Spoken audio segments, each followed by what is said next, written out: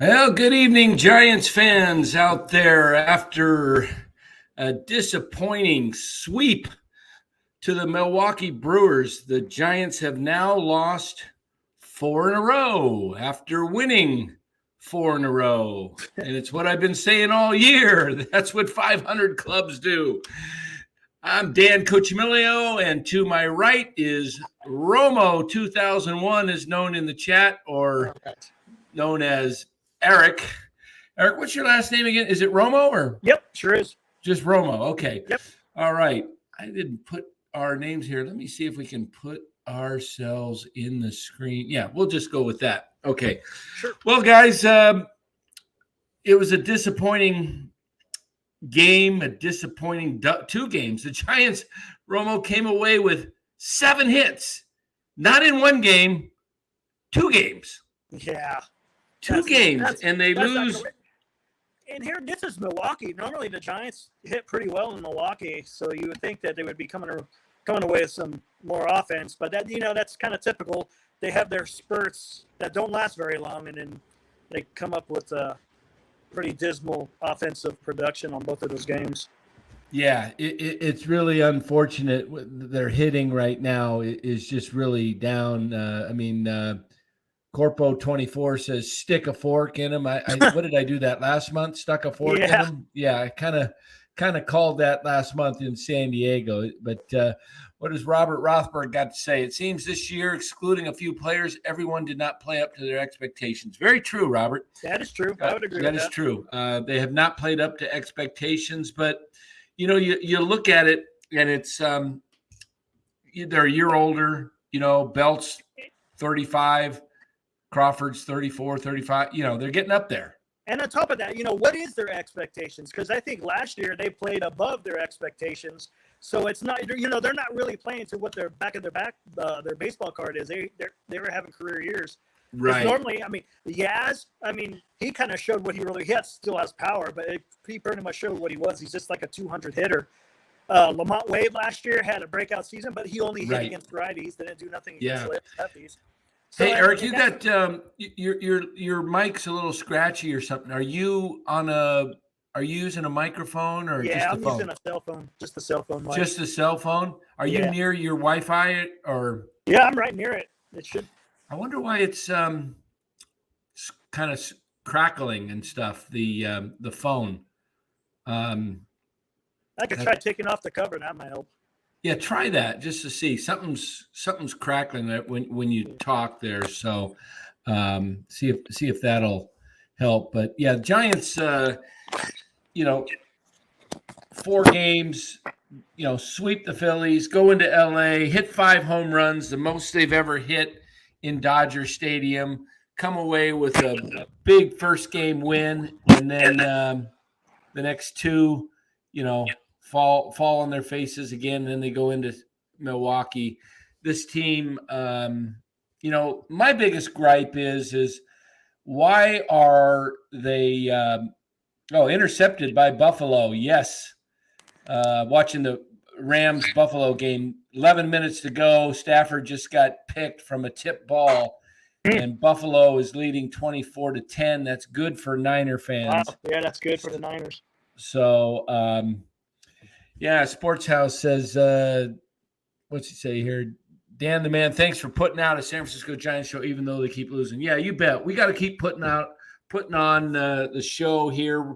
They may not be 2-3 hours. They may only be 30 minutes to an hour long, depending on, what kind of response we're getting in the chat, all that. But we want to come out here.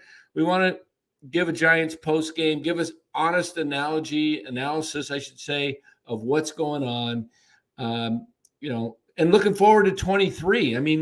We got to look forward to 23 because there's no hope this year.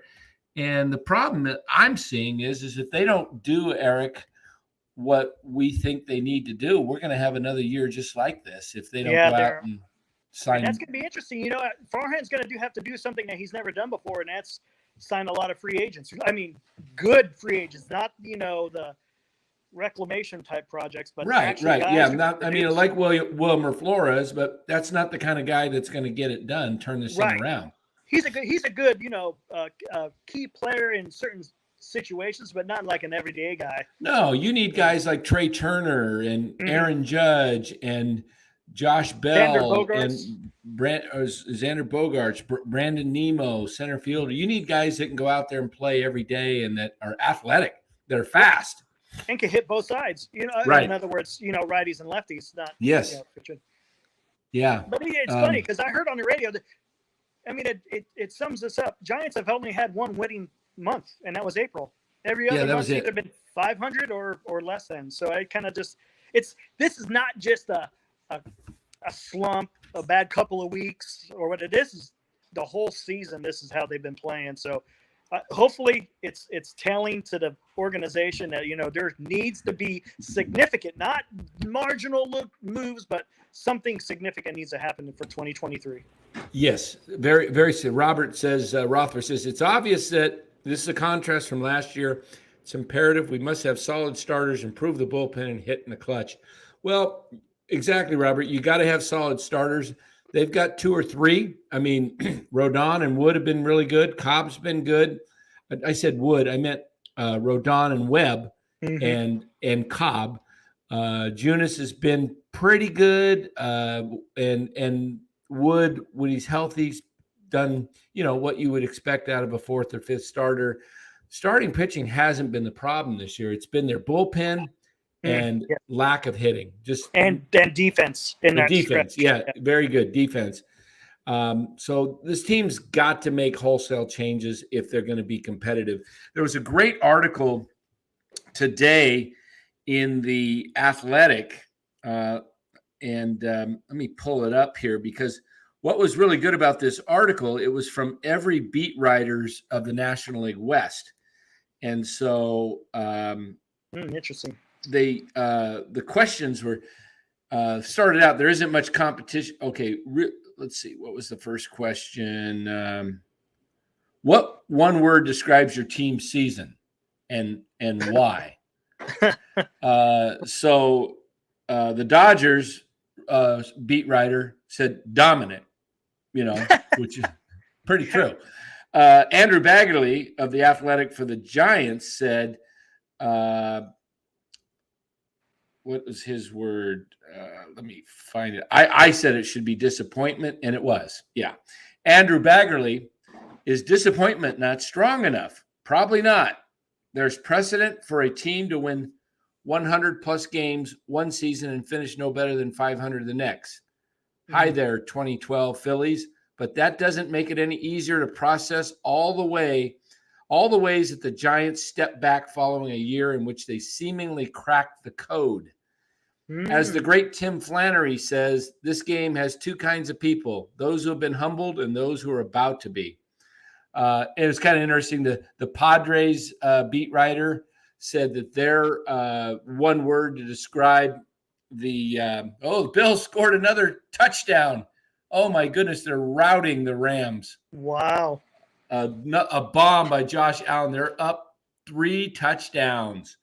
Love it. Love it. Go Bills. Yeah, we want the Rams. If you're, they're the Dodgers. Yeah, they're the Dodgers. To the 49ers. Yeah. Okay, they're the Dodgers of the NFC West, the Rams. So let the Rams, lose often. So, we want to see the Rams continue to lose. But the Padres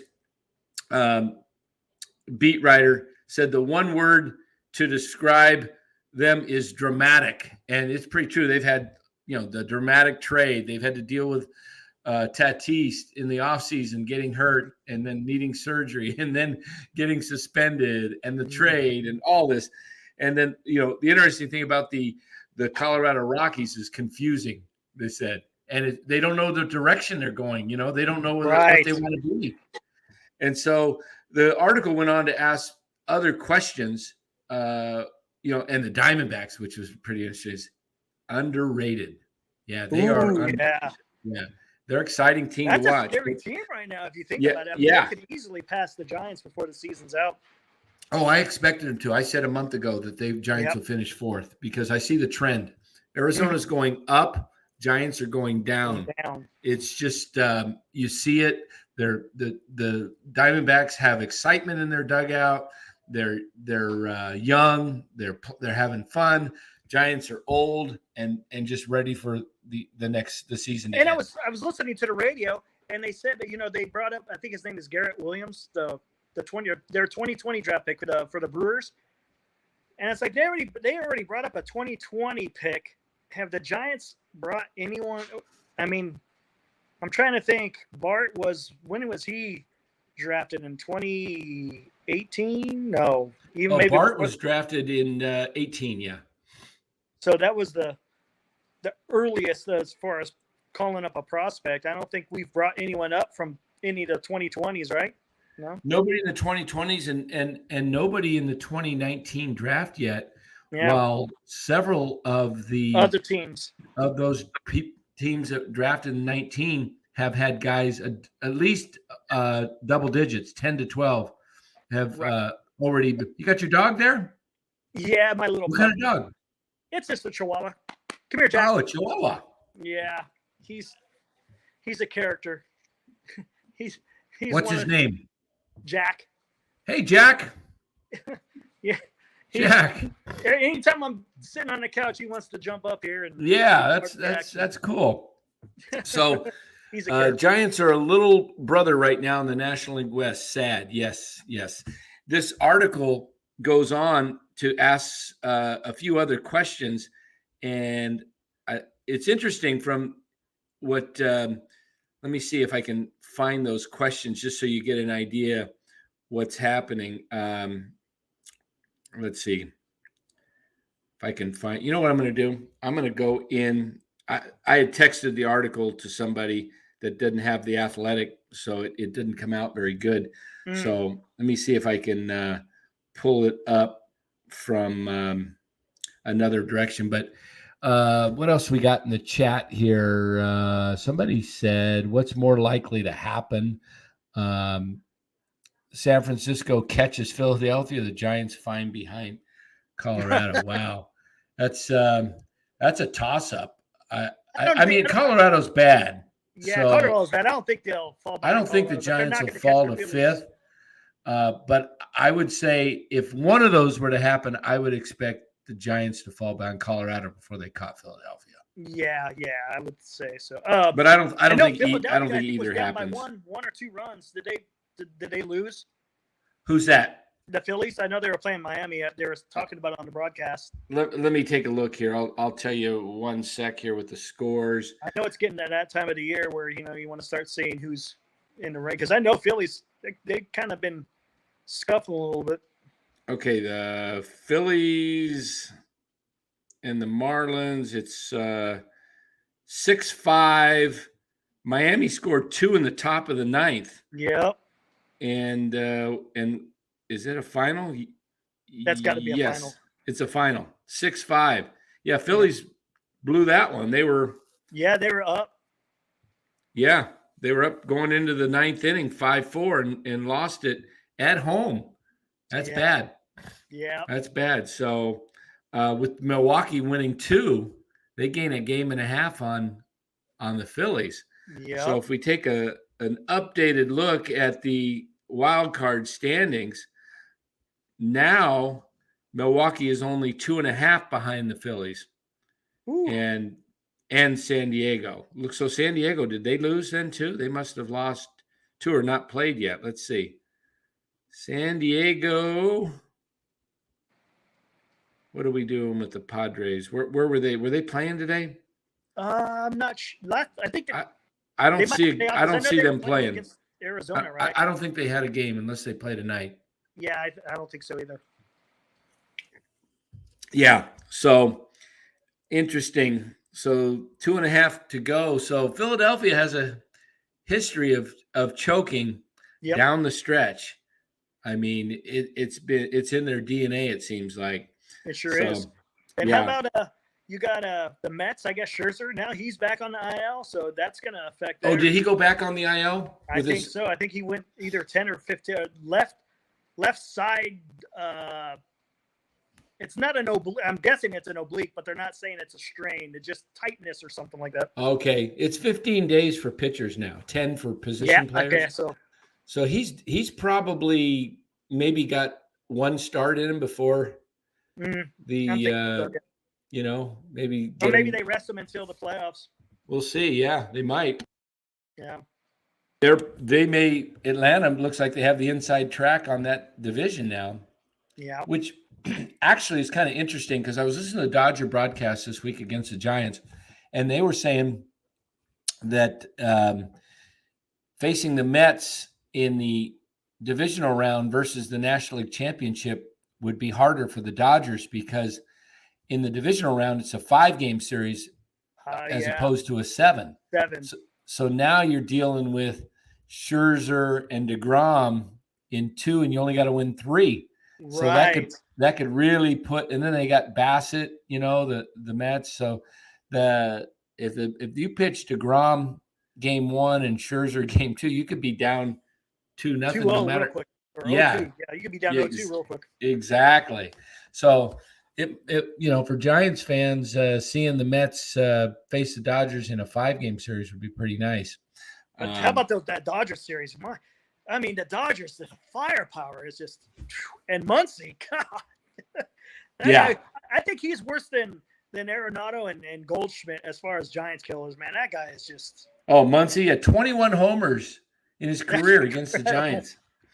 Yeah, it's unbelievable. So, so these questions came up. Let's see. Let me see. What key question must your team answer in the last 4 weeks? Was the question to every beat writer in the National League West.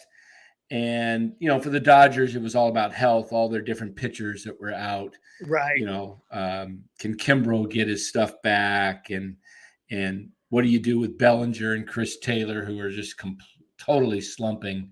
And do they sit during the playoffs? With the Giants, Andrew Baggerly said, will Brandon Belt call it a career? Will Joey Bart finish strong? Will Elliot Ramos get some big league development time? Will Carlos Rodon end the season healthy and thus opt out of his contract? Will Lamont Wade Jr. have something to show for a lost year? Who the heck from this current group will the Giants want to be part of next year's outfield and bullpen? So I'm just going to read the Giants stuff because, this is where most people are interested. Which player on your team has the most to play for to prove in the final month? Can be a veteran or a young player on the roster bubble. Baggerly said Rodon triggered a player opt-out when he reached 110 innings in his first start following the All-Star break. And based on his strong season, the only way he stays is if he blows out his arm. Exactly what I said. Exactly, right.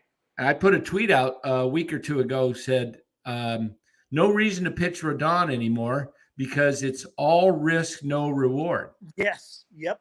So the Giants would be very much prefer to see Rodon hit the open market and pursue a $110 million contract than to be stuck with a $22 million rehab guy. Even though he's been healthy and effective all season, his medical past makes each of his final 4 or 5 starts a roll of the dice. I mean, somebody has got to get a message right now to Farhan that to sit Rodon down. You're done. You're over 10 games out with 25, 26 games, 25 to play. You're done. It's mathematically almost impossible to overtake 2 teams. Correct. 2 teams to fall, to catch them. They'd almost have to win 20. They'd have to go like 22-3. And the other team would have to go like 12-12 or something, Right. So they'd have to suck and Giants would have to be on a roll. Yeah. So this is something that definitely you should be sitting them down. There's no chance. Why would you risk putting a guy, Eric? Why would you put a guy out there that there's no reward coming back to you by pitching him, but a possible blowing next year. Exactly. It makes sense to sit him. Don't let him blow out that arm, because, like you said, now you're going to pay 20-something million for a guy who's going to be sitting out the whole season, and then who knows what happens after that? Because I mean, look at the season he's having. I mean, he's gonna command a huge contract. There's no doubt about it. And I mean, Farhan has pretty much stated that he won't pay big contracts for starting pitching. So right. I think either way, the Giants are kind of screwed. They either gets hurt and they don't have him next year, or he's going to walk. Right. Yeah. CK Chin says, Dan, so you don't want Rodon back? No, I didn't say that, CK. I've actually been on record of saying that Farhan should go to Rodon right now, offer him what he's willing to pay him. Yep. And say, this is our best offer. This is what we want to, we're willing to sign you and have you be part of this team for the next 3 to 4 years or whatever that contract is. And if Rodon says, no, I'm not going to take that, then you sit him down. Yeah. You don't pitch him at all. Exactly. That's what I'm saying. I want him back. He would be a wonderful he would be, yeah. Addition. Absolutely. I love his competitiveness. He's got fire. Right. I definitely think the Giants should do everything they can to bring him back. But the time to bring him back is negotiate is right now. Don't get in a bidding war with him. Do what the Washington Nationals did with Juan Soto and say, here's our offer. Will you sign? And if he's not going to sign your best offer, you know what that best offer is. Right. You set the market, and they're going to probably want to go higher.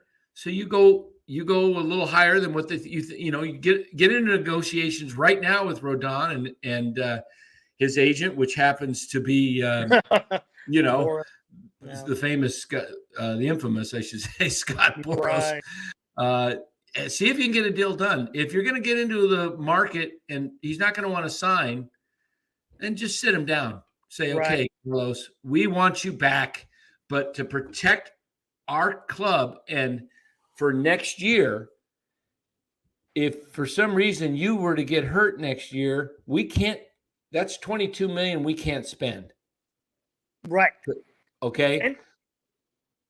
And so here's two obstacles is Farhan usually doesn't pay these big contracts for pitchers, and you got Boras, who commands the biggest contracts for his pitchers. So it's going to be tough to negotiate with Rodon when you have Boras there. So I guess we're just going to have to see what happens. Probably not coming back like Spencer Stewart said. And he's not coming back, and Boras is his agent.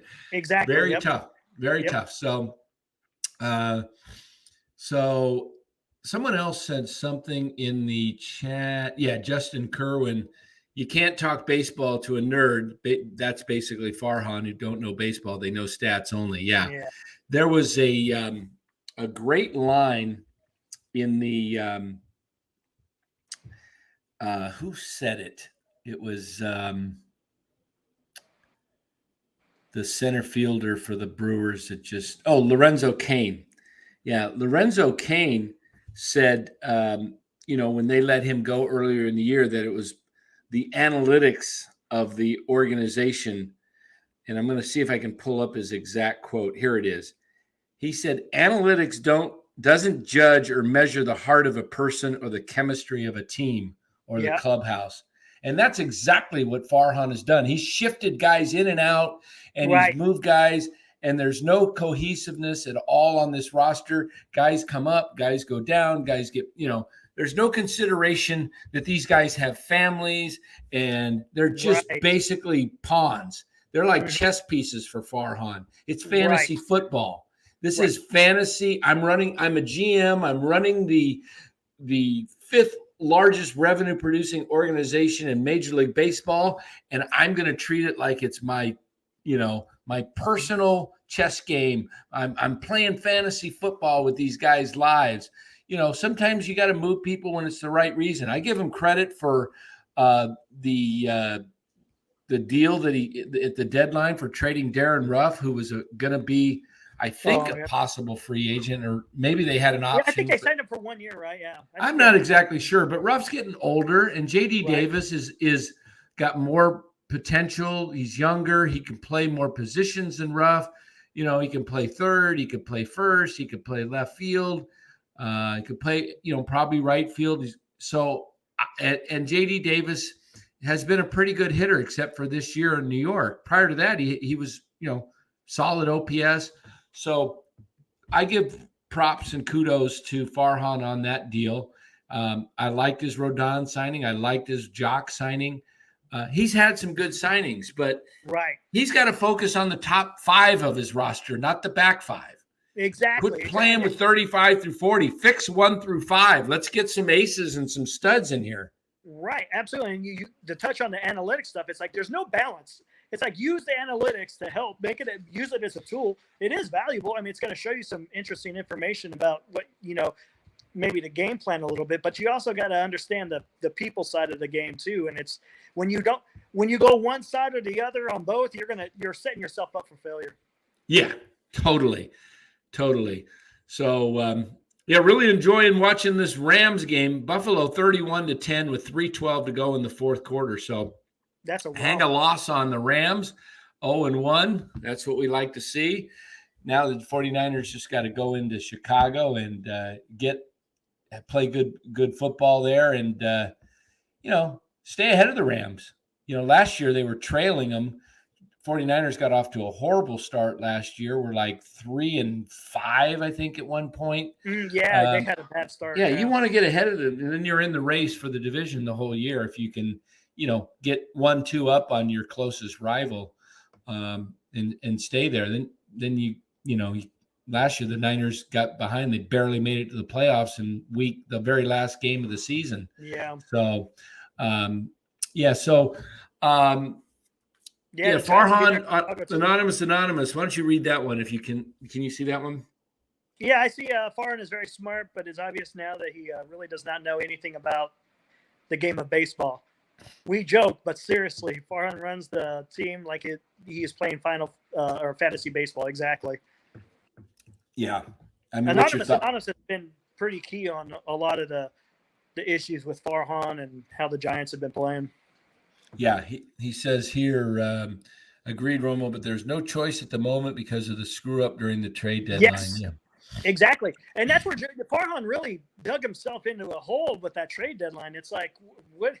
I mean, he could have done the same thing. Remember the Yankees when they traded Chapman to the Cubs, and then they wasn't re-signing him as a free agent? Oh, exactly. He could have done that with Rodon. He could have said, hey, look, Carlos, we're going to build this team. You're our most valuable asset. We don't want to trade you because we don't value you. It's that we do value, and we can get really good value to build this team up for next year. Yep. And we kind of think that the odds of us making the playoffs with the way things are going this year, we just don't think we're there. So we want you back. We're going to come aggressively after you in the off season and free agency, and we're very hopeful you'll come back. But we're able to get a top prospect for you that can really help our future. And I don't know why he didn't do that. It ticks me off, really, Romo, because he had we were all saying it, and then he has the gall to say, we believe in the present. We believe in the present. We believe in the present. Have you seen what their record is? I don't even know. I should. Why don't you? I'm going to pull this up and look at their record since the All-Star break. Let me see if there's any more in the chat that we can cover here. Let's see. Cole Waits is a guy in AAA, a reliever. Wish they'd call him up already. That would be nice. Let me see if we got anything else down here. How many players can they call up now in September? Has it changed? With total of 28. It used to be That's 40. Okay. Now it's only 28. But, send LaStella down. What a waste. Just put him on the 60-day L. Say his heel's bothering him. Ramos should be up. They should not be. I'm really irritated. The whole thing of playing Yaz and Wade right now. I know they face right-handed pitching, but I put out a tweet tonight that let me see if I can pull it up. Here it is. The Giants will never allow a player like Brinson to become a possible star or everyday player because they continue to put out 200 hitters in Wade and Yaz. They're not a forward-thinking organization. Brinson hit 3 homers in a 3-game series and gets benched. Not even a pinch hit appearance in game 1. Go with the hot hand, Gabe. So this is they're living and dying by the platoon, and that's the issue. It's like, well, even in this point of the season, it's like, come on, let's play some baseball here and not just play these damn matchups to the. Yeah, I put out another tweet. Game 2 of doubleheader, same old crappy platoon of Yaz and Wade. Yep. That means they're back next year. Don't believe Farhan, the boy who cried wolf, when he says they want 5 everyday players. They're not even giving Brinson a shot in a meaningless September. Yes.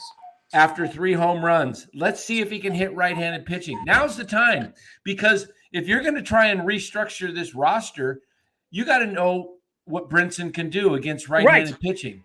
And if he's not, and if you're going to try and bring in everyday players, then what are you going to do with him? You're just going to stuff him down there in AAA for, I guess that's what they'll probably try and do. Or are they going to just say, oh, we tried to get all these guys and we couldn't, so we're going with Yaz, Wade, Peterson, we re-signed him, and Brinson and Slater, and that's their outfield next year? Is that what we're going to have? You know what I hope they don't do? I hope they're not doing this in the minor leagues with the prospects where they're platooning them. I don't know if they are or not, but I really hope, because all you're going to do is ruin the players by not being able to see both righties and lefties depending on. Oh, yeah. Well, I know Ramos isn't getting to play every day in AAA when I look at the box scores. He's in there most of the time, but he's not in there a lot some days. The other thing that has been good at AA is Casey Schmidt, who got called up from High A in Eugene. He's crushing the ball at AA. Hit 2 homers the other day, hitting like Von 370. Brown doing at AA? He's hurt right now. Von Brown is out. Yeah. He hadn't even had a hit in AA yet. See, and the thing is with those guys, I think they're both about the same. I think Schmidt's actually a little bit younger, but these guys ain't, young. Like, they're not young guys that are 19, 20, 21. Right. Brown's 24 and Schmidt's in his 22, 23. Let me look. I can actually look. I think Von Brown's 24. I'm almost. Von Brown is 24, exactly. But Schmidt was drafted out of San Diego State, and he's actually, let me take a look at his age here. Let's see. Casey Schmidt. He's now the 6th rated prospect, and he's born in 99, March of 99. So he's 23 right now. Yeah, see? So he'll be 24. He'll be 24 next year when the season starts. Exactly, and he ain't going to be starting. He's probably going to be either starting in AA. He'll probably start in AA. I think he'll go to AAA pretty quick. You think? I think he might go straight to AAA because he's tearing up AA right now. And if he continues to do that through the month of September, that's probably enough time to move him to AAA, and he could be one of those first call-ups. If he does well in AAA, he could be up here in May. And I don't know why they're not promoting Harrison. I mean, I think he's shown enough. I bet you he gets a spring training invite next year. That would not surprise me. That would not surprise me. Yeah.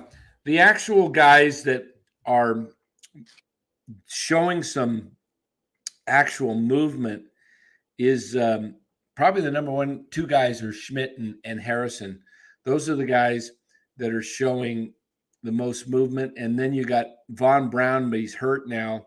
I think Luciano will move up to AA next year. And then if he does well after 2 months, they'll move him up to AAA. And he could be available to come up like in September. A September call-up. Yeah, I'm still. I know Larry disagreed with me when we had the show one time with Luciano, but I'm still projecting him to be in the starting lineup in 24.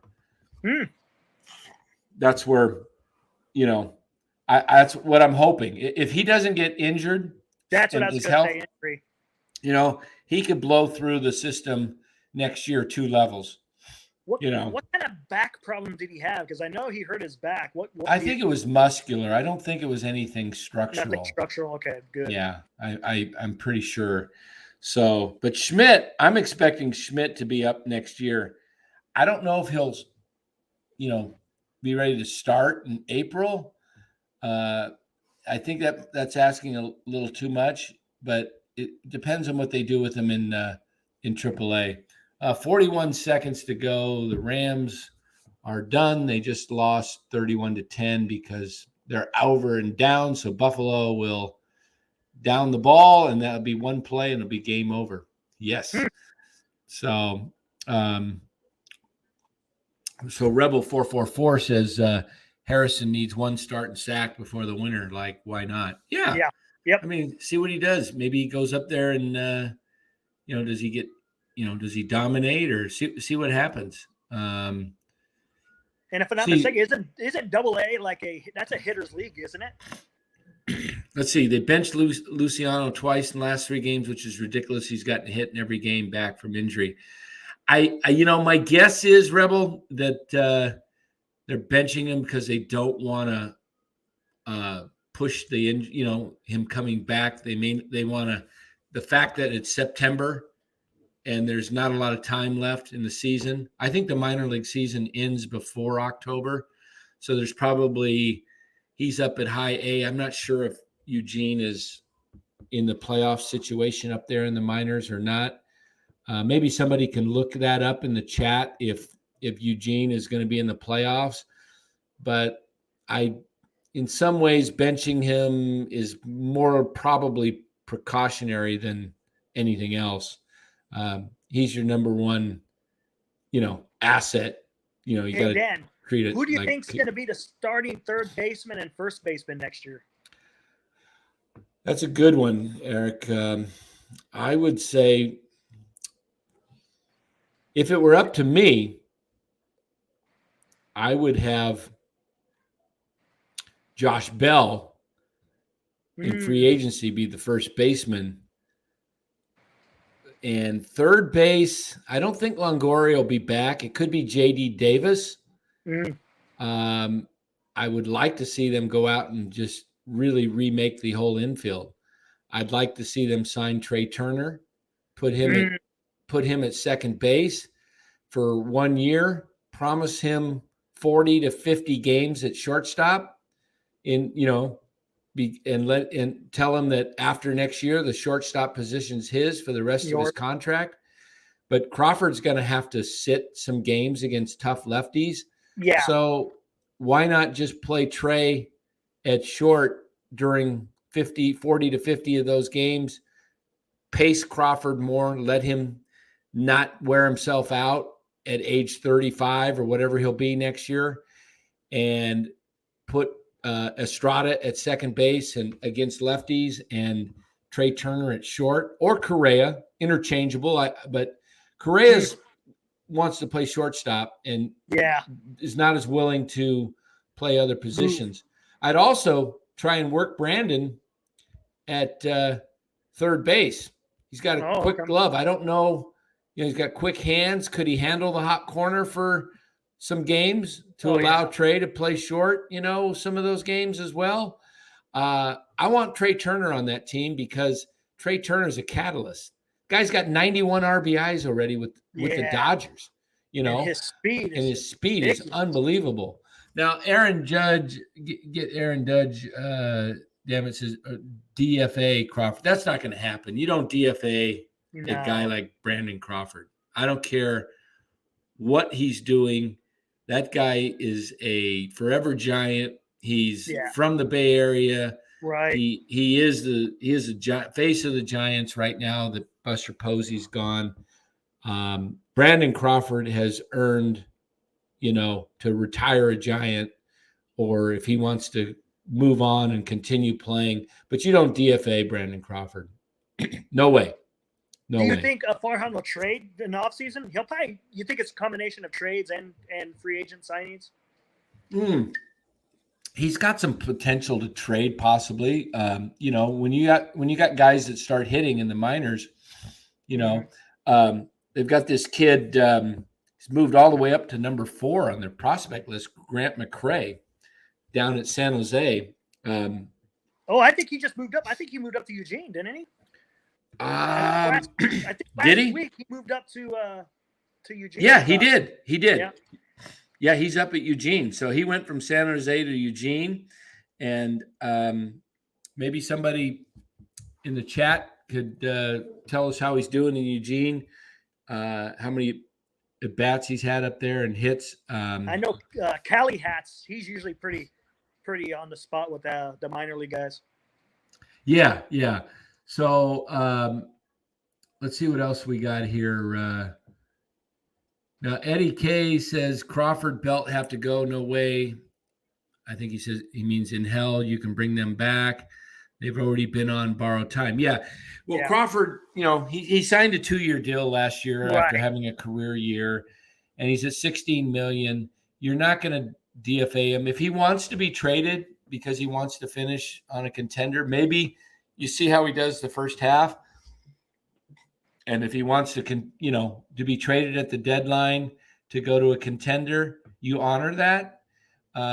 If not, he's a guy you just have to maybe platoon him, but there's no way you DFA Crawford. It's probably a year too long he signed for, but I think you had to bring him back. He had a great year, and you couldn't risk just like losing him with, I guess you could have went after Correa or Bellinger, not Bellinger, but Seager. I guess you could have went after Seager and Correa or Trevor Story in the offseason. Those were 3 shortstops that were free agents. But yeah, but if you're looking just at the shortstop position. Yeah, shortstop position. But, Crawford had such a tremendous year. He was like 5th in the National League in MVP voting. That's crazy. He really could have won the MVP last year because of the Giants' success, and then he was unbelievable defensively and offensively. So, somebody says Trey wants 8 years, $200 million. 8 years demand a lot is, maybe if that's what he wants, $200 million's not a ton. That's not that's $25 million a year. Maybe you kind of end up eating that last 2 or 3 years of the contract because he tails off. But I take Trey Turner at that if I got 8 years, because I could get 5 good years out of him. Yes. And then I'll worry about the $75 million later. The last 3 years of the deal.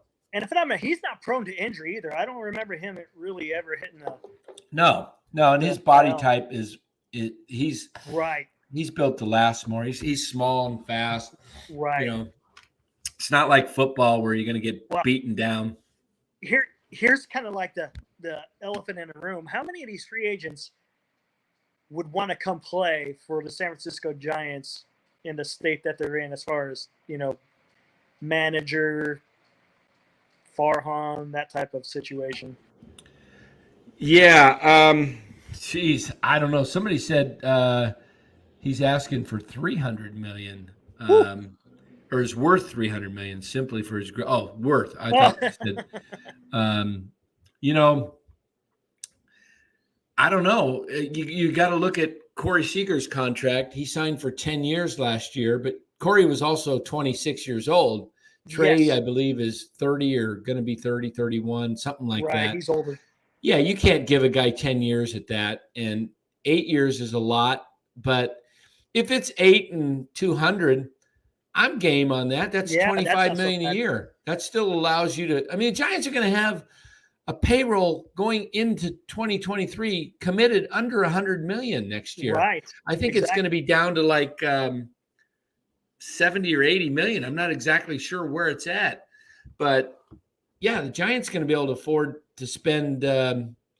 If you've got a 75 million payroll and you want to go up to 210, that's 135 million of annual salary you could sign. Mm-hmm.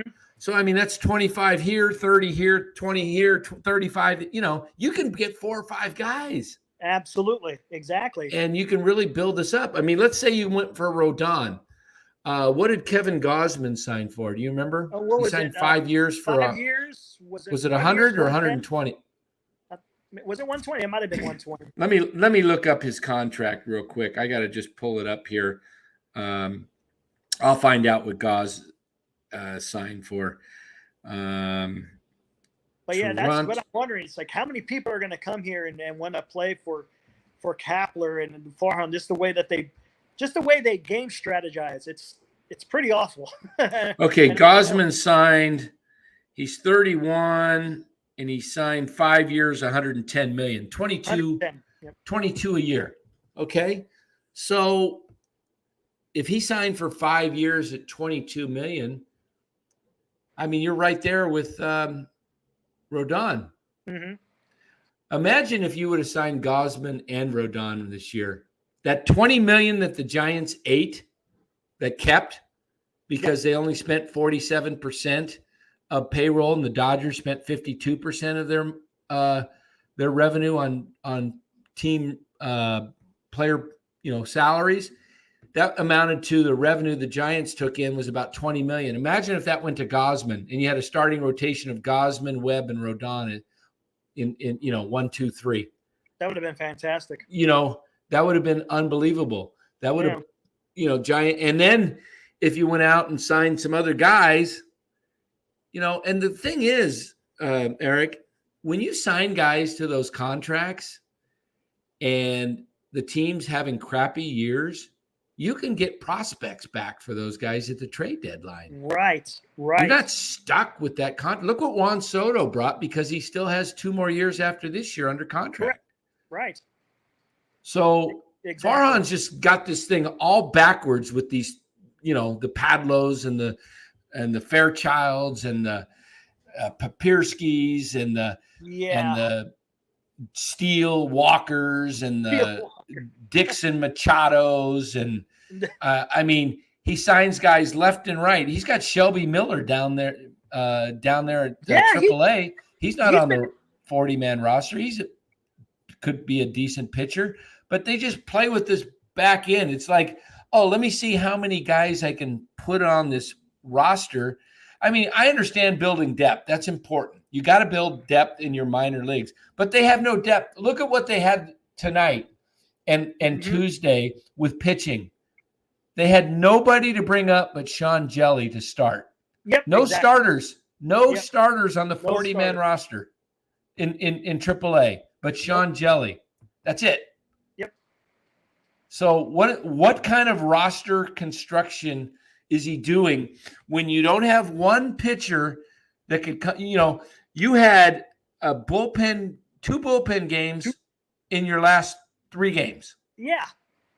Or 4 games, 1 Tuesday and 1 today. So they played Tuesday, Woods hurt, so they don't have a starter. And then they got this doubleheader. They can't even bring up a starter to eat up innings from AAA. Right. I didn't understand that. Yeah, that was really odd. I didn't understand. And how come Junis didn't pitch the whole game? He's the starter, and that was his time up. Why didn't he pitch that first game? Why did he come out with an opener? Yeah, I don't know. I don't know what the mindset was. Maybe to throw off the Brewers and their lineup. But, so he pitched Alexander an inning. Yeah. That's another thing. Reporters, beat writers of the Giants need to start holding Gabe Kapler accountable. He said yesterday in the bullpen was warming up was Alexander, and you had Freddie Freeman and Muncy coming up. They had just doubled in a run to go ahead 4-3. 4-3. And you got Freeman coming up and then Max Muncy, and he leaves Mark Littell in, who's pitched over 30 pitches. It's 97 degrees. He's just been back for a few games, and it's hotter than hell down there. And and you see that rope that Trey Turner hit? I mean, that showed you right there. Okay. Yeah. So he hits a frozen rope over Jock's head. Yep. Now you're still within striking distance. Alexander's in the bullpen warming up, but he leaves Littell in. And what does Muncy do? After Freeman walks, he hits a 3-run bomb, game over. You don't even have a chance in the 9th to come back now. No. So And after the game, they asked why Alexander didn't come in, and he says, "Well, he's hurting a little bit right now, and What? I was waiting to see, hoping that he would come in with a lead." Well, you just blew any chance of having this game, of trying to win, a game that you're in. And so now he couldn't have come in and pitched to two batters. Come on. You should have been able to get, hopefully get Freeman and Muncy out, leaves a tired Littell in, and giant killer Muncy comes in, bomb, gone. So that's just, Kapler, you can't believe what he says, because people ask him questions and he gives people answers to shut him up, and nobody questions him about it. Yep. Now today he starts the opener of game one, right? Mm-hmm. He comes in and pitches an inning. What are the reporters? I want to hear the beat writers come back and say, "Hey, you said yesterday that Alexander's hurting a little bit and aching or whatever. Why'd you start him today then? And didn't pitch him yesterday against Muncy? Was that an excuse or what? Put some tough questions on Gabe. Make him a little uncomfortable, because exactly, if I'm in that clubhouse, that's what I'm going to ask. Right. But move him out of the box, as they say. Yep. So let's see what else we got here. Yes, Robert Roca says no reporters challenge Kapler. No, they don't. Nope. Nobody challenges him. Nobody follows up with tough questions, and he talks down to people, and he acts like, he stands there and kind of gives, but he just some gives. Of these reporters were kind of quick, and this is what that doesn't make sense. Kapler was kind of on the hot seat when he was coming here for the interviews and everything, and they were kind of on him about the past with the Dodgers minor league system and all that stuff. And oh yeah, exactly. They're hard on him there, but now when the team is floundering, there's no tough questions that it doesn't make any sense. Yeah. I don't know what it is that he has. I don't get it. Yeah, I am so tired of watching people ask Kapler these questions, and then he comes off with this smirk answer, or this answer that is vague, and nobody holds him accountable. Right. I knew that I was gonna just kill him yesterday when they left Littell in, because Littell, it was so hot, and he Littell hasn't been built up to pitch that much lately. He's he came off the IL and he was over 30 pitches. That's probably equivalent to over 40 pitches in normal weather. Right. And yeah, I mean, like you said, the rope that Trey Turner hit off him, righty against righty, is indication that his fastball's just meat right now. It's not there. And Muncy was just like, oh yeah, couldn't wait. Exactly. Then he walked Freeman. At least now you got runner at first, second, and you still left him in. And you still left him in. Yeah. Yeah. I mean, why'd you have him warming up if he wasn't going to come in? Yeah. What was he warming up for? If he's hurt, why is he warming up? Yeah. Why is he warming up if he's aching? Yeah. Why do you got him up there then, Gabe? And, you said the questions tonight should be, you said he was hurting last night, but you were warming up. So now you got him pitching the next day. Which is it? Just no sense. Makes no sense. That's the issue that makes me wonder about free agents wanting to come to San Francisco for that simple reason. They see that this guy really doesn't know what he's doing, to be honest with you. Yeah, and I don't know. I don't know what the players really think of him. I saw one answer about the Kruk and Kipe yesterday were saying something about Alexander, and they said, well, Kruk said, the skipper's he's probably got his good reasons why he didn't bring him in, or, we really don't know. We don't know what's happened, but the guy said, well, why don't they rip him? And I said, because you're not going to have your announcers rip your manager. They got to take the company line. They're not going to rip ownership. It's the company line.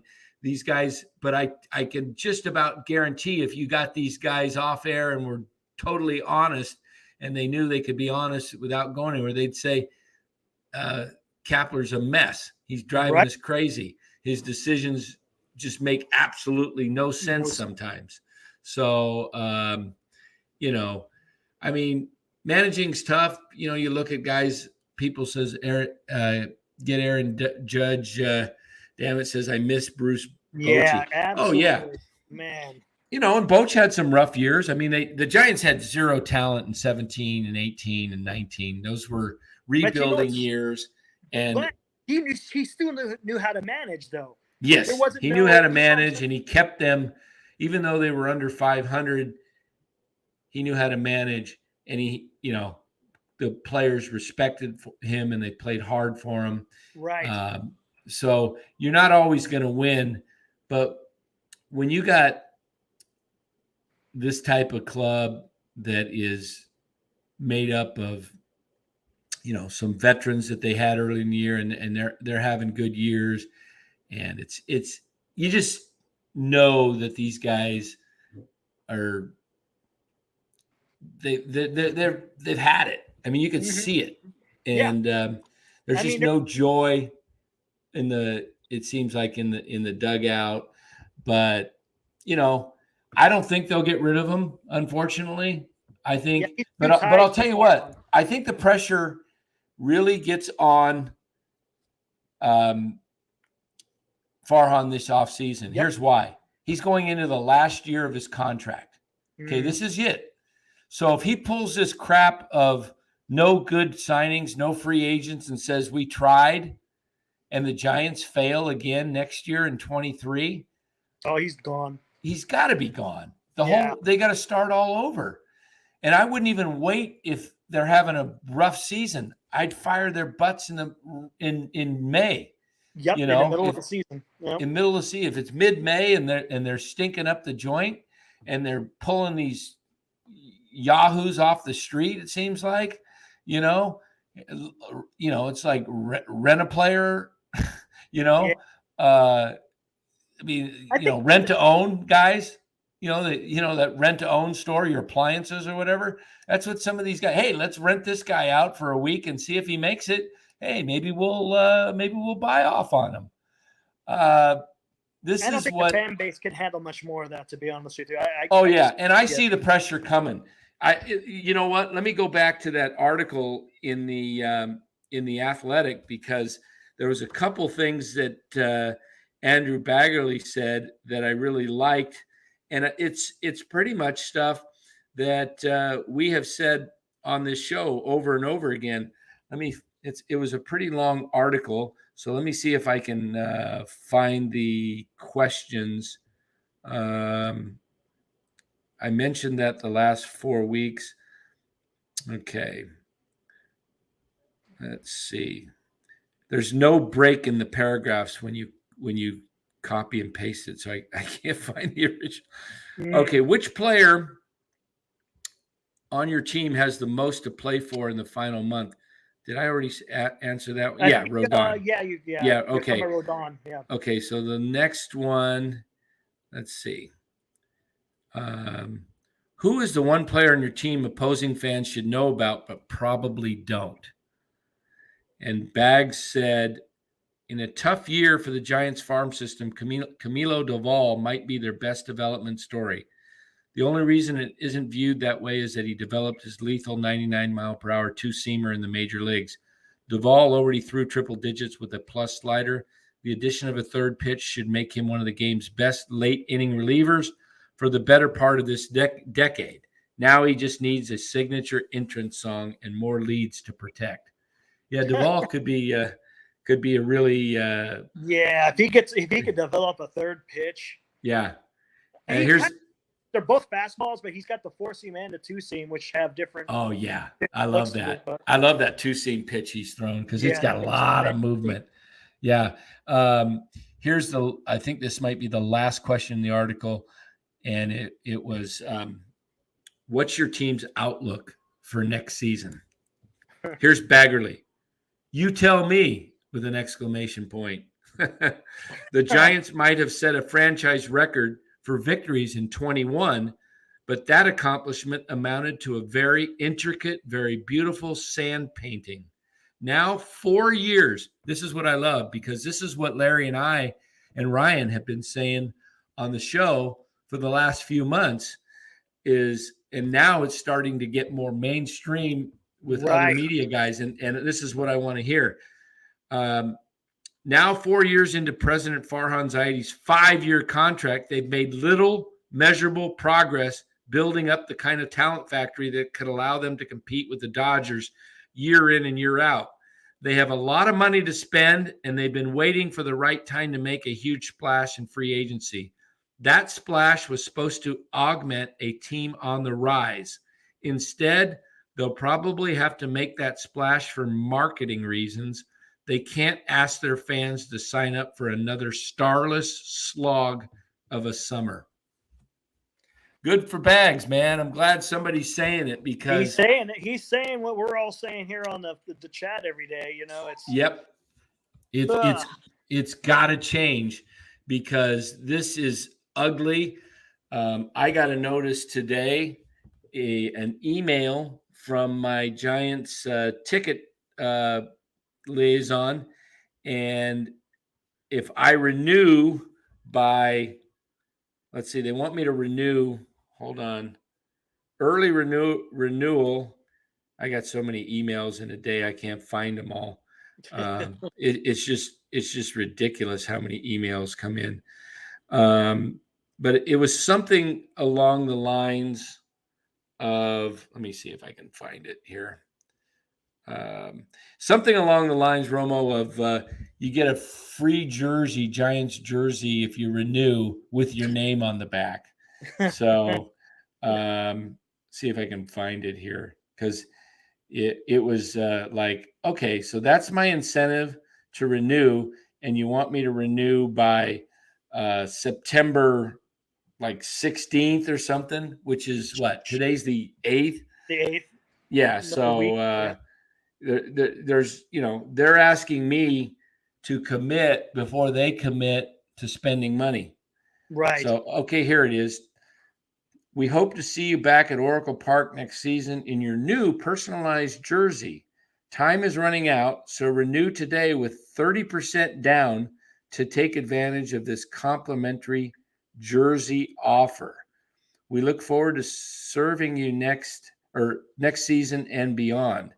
The early renewal deadline is Friday, September 16th. So they want 30% from me, which my seats were $12,000 last year, right? So, $12,000, and they want 30%. They're looking for $3,600 right now. Wow. And then I'm going to still owe another almost $9,000. And how do I know that they're going to do anything? Once I put that 3,600 in, I'm stuck. I don't get a refund.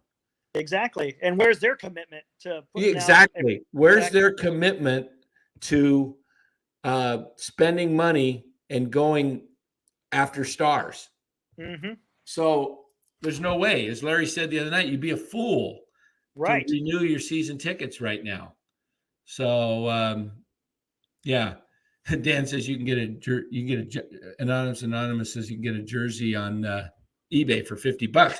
Yeah, but I got to get my name on the back, Camilo. That's what they put on there. So I want, I don't want to walk around with a Giants jersey with my name on it. I just don't. So I am gonna. You got it, Rebel 44. No worries. I am not gonna do it. I'm gonna wait and see what they get. And there'll be plenty of seats available if they go out and spend money. And believe me, there's good seats going to be available. Yep. And you know what? I'm not going to be left holding the bag after, like I did this year. I'm holding the bag with many of these tickets. So let someone else buy them. I'll walk up to the time, right up 5 minutes before the game, and I'll go on StubHub with my app, and I'll pick my 2 seats, and I'll pick the 10, 12 games I want to go to for a year. And even if I got to go see a Dodger game and, pay top dollar because it's a pennant race, if that's happening, I'll be willing to do that. But there's no way I'm going to be left holding the bag of sitting here with great seats and a you know, mediocre team. Yeah. yeah. What's Jenny saying here? I want to buy a membership to the 415. Yeah, 100%. Yeah, you could. I don't know what they got there, but hey, if anybody is interested in 2 great seats for the Giants next year, or knows of anybody, let me know, because I can sell you my seat license for a lot cheaper than going out and getting season tickets for the Giants. You'll pay at least $7,000 a ticket to go out and get new seats for the Giants, when I could give you that for, probably $1,000 a ticket or less even, Wow. So you could save probably 10, 12 grand. If you want to buy a seat license, you could buy mine. And then you'll be the owner of the season tickets. The Giants allow you to that's what I did with mine.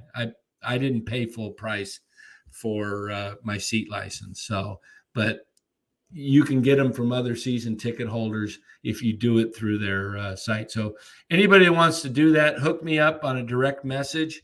You can DM me through Facebook under Messenger. You'll see, if you hit my name, you'll see my there's a couple of Dan Cochimilios. I believe there's one in Canada or something, but you'll see my face with my Giants hat on there. So go ahead and hit me up if you're interested in Giants season tickets and want to own that seat license.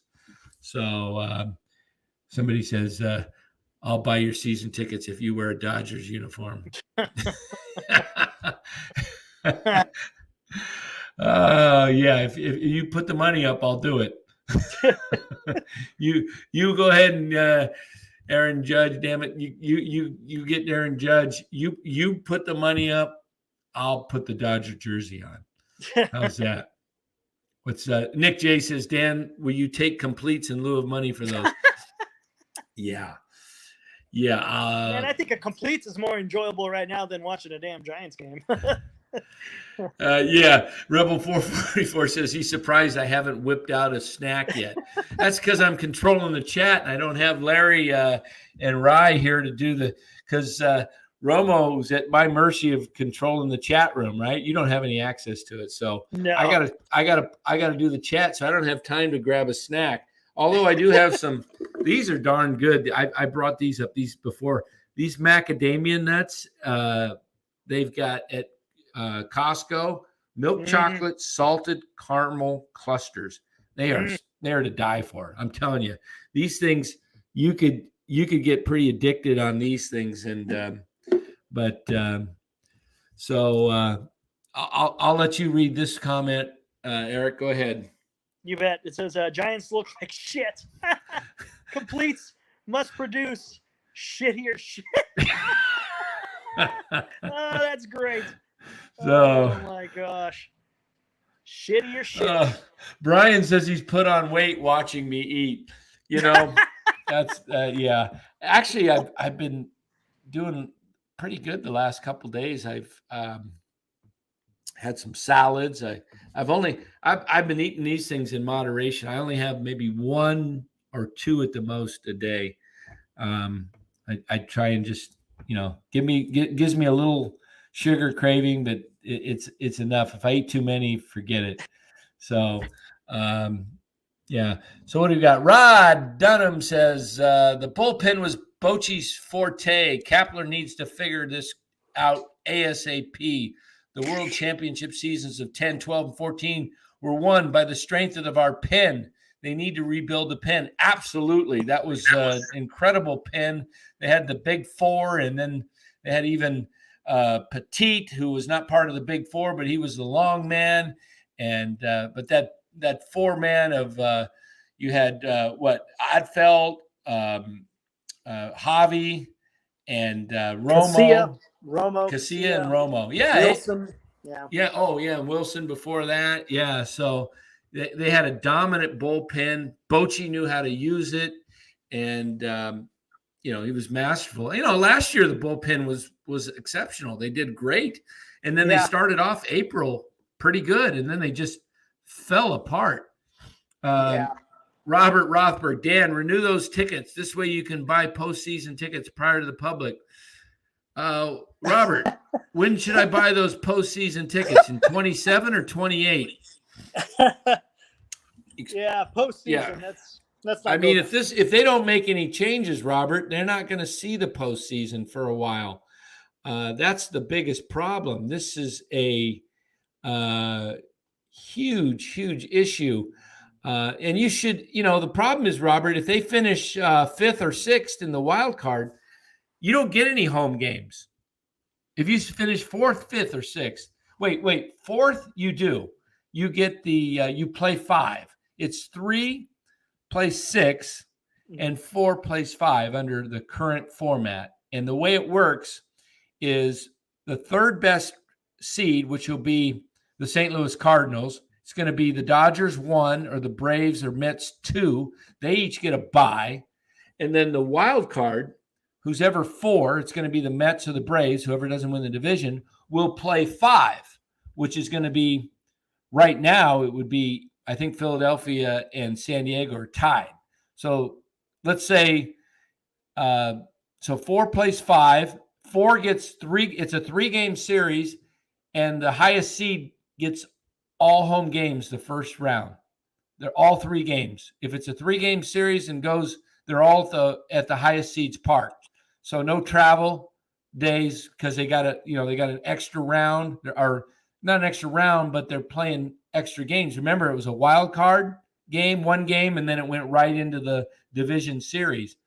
Now, the division series still 5 games, but they got this, I don't even know what round they call it. Maybe they call it the wild card round or whatever. That's a 3-game series.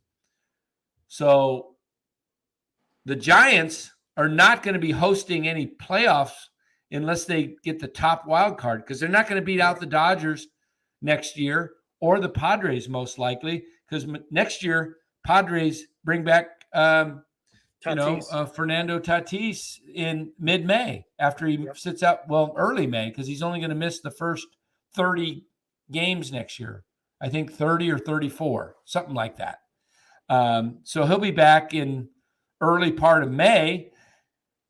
Giants aren't going to win the division next year unless. And you can't count out Arizona.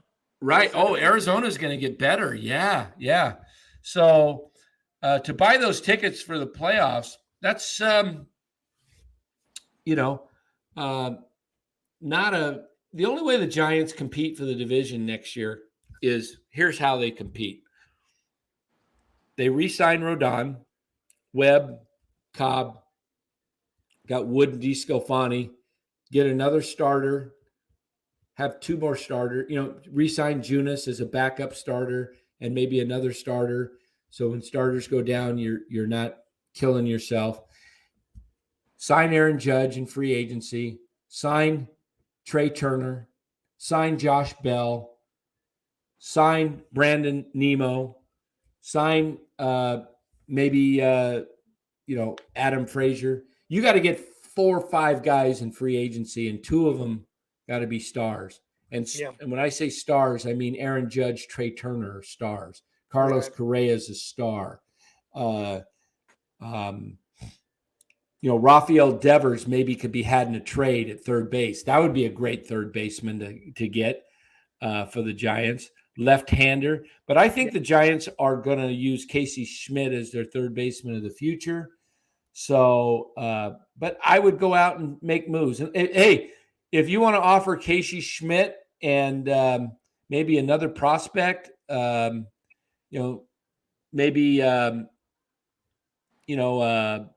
like the 4th rated prospect, what's the kid I said that just got moved up to? McRae. You want to go Casey Schmidt and McRae to the Red Sox for Rafael Devers? I'll do that. I'll stick Devers at third base, make him my third baseman of the future, going forward. I don't think that's the Giants' plan. I hope what the Giants' plan is this. I hope they're going to pay guys, 2 or 3 guys, big money that are big-time free agent stars. Give me 2 stars. Give me, go all out, Aaron Judge, Trey Turner. Those are the top 2 guys I want. Do I think they'll get either one? No, I don't. I don't think they'll get either one. But this is what I would be doing. If I'm GM, I think I have a shot because I'm going to negotiate and I'm going to pay top dollar. And I don't care if I got to pay over the asking price of what the market is. I'm going to negotiate with Scott Boras and say, Scott, these are the players I want. I'll pay top dollar. You come back to me with your best offer and I'll beat it. If you're willing to play fair with me, I'll play fair with you. If you're not, don't even bother talking to me. Don't BS me, Scott. You give me your best guys. You give me your best offer. I will beat it. And if I beat it, will you sign? That's how I deal with Boros. And if he says, yeah, you got my word, and it says, you got my word, come back to me, Scott, and we'll do it. I'm gonna get Aaron Judge, and I'm gonna pay over what the asking price is, and I'm gonna get Trey Turner, and then I'm gonna filter it around with a couple of other guys that aren't stars. I'm gonna get Brandon Nemo. He's gonna roam center field for me. I'm gonna get Josh Bell. I don't have to pay him an arm and a leg. Those are two guys that I could pay. And now I've got four really good guys, and now I can supplement the rest of the guys with my farm. I'll have Casey Schmidt up, and he'll be up here, sometime later next year. Harrison. And then Harrison, and then I've got Luciano, who should be ready in a year and a half, 2 years, 24. Okay. But now I've got a nucleus and I can, it's kind of like having your quarterback, your NFL quarterback on a rookie contract. It's why the 49ers can go out and sign, keep Bosa, Trent Williams, Deebo Samuel. They're going to sign, and they got Fred Warner signed, and then they're going to need to sign Ayuk and Bosa. You could do that when you have some of a rookie who's not taking 30 to 40 million on your contract as your quarterback. So this is what the Giants need to do, and they have the money to do it, Romo. They could go out and sign an Aaron Judge, a Trey Turner, Carlos Correa, and if you want to do that, it can be done. Look at the Padres; they're doing it, and they don't even have the. I mean, the Padres are going to implode in a few years, I think, because I think they're blowing up their farm system, and I don't think they're going to probably be able to keep Juan Soto in 2 years. And if they don't, they're in a win now situation, and if they don't win in the next 2 to 3 years, and they don't retain Soto, they're going to have to draft well and develop well. But this is how the Giants can stay competitive next year, and they can get right back in it. But I don't know if Farhan has it in him. Right, he has it. I mean, he doesn't have a history of that, so it's gonna be weird how that works out in the off season to see how he's gonna do whether it's trades or free agents. Yeah, he said. Robert Rothberg says I'm actually revamping the whole team. You're darn right, I am. You're darn right. Look at this squad, Robert. The bullpen. Name me a few players, Robert, in the chat, or who you think is worth keeping. I'll tell you the guys that are worth keeping right now. Joey Bart, Brandon Crawford's on his last year. He won't be back, and if he wasn't on his last year, he wouldn't. A guy that I would re-sign. Rebel 4444 says about Benintendi too. I forgot him. That's who I like. Yeah, give me an outfield of Benintendi, and Judge and Brandon Nemo. Now I've got some speed and I've got power. So the only guys worth keeping on this roster right now that are signed for next year are Bart, Duvall. I mentioned Crawford because he signed. Otherwise, he wouldn't. I wouldn't have him back. And Estrada, I like. Webb. Webb is signed. I mean, you got to bring back. I mean, Cobb signed and DeSclafani and Wood are signed, and I'm okay with that. But the rest of the bullpen, I don't see anybody in the bullpen worth keeping except Duvall. Yeah. So I'm remaking that whole bullpen, and I'm remaking first base, third base, and my outfielders. There's not one outfielder. I'd bring back Jock if I could and platoon him. He even realizes that now. He's not an everyday guy. But that's it. I'm not bringing back Yaz or Wade or even Slater. I'm not offering those guys their arbitration eligible. I'm just not. I've seen what they can do, and you can find those guys anywhere. They're all over, AAA. Slater's, of all of them, I would probably say Slater is better than Yaz and better than Wade because he's got some speed and stuff, but his power's been way down this year. Does he even have 8 home runs this year? Yeah. What is Austin Slater?